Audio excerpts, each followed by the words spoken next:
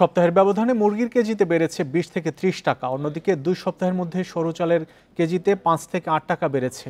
চড়া, লেবু ও বেগুনের দামও। এই ঈদে জামা জুতো অ্যাক্সেসরিজের ডিসকাউন্ট।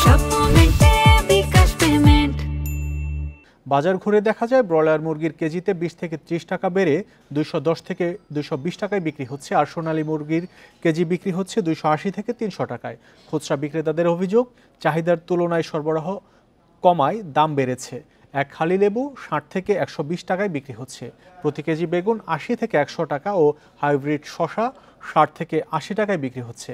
গত 2 সপ্তাহে মিনিকেট চালের দাম কেজিতে 5 থেকে 8 টাকা বেড়েছে, তবে বাড়েনি মাঝারি ও মোটা চালের দাম। আগের তুলনায় বেড়েছে বোতলজাত সয়াবিন তেলের সরবরাহ। স্থিতিশীল রয়েছে আলু, পেঁয়াজ সহ বিভিন্ন সবজির দাম।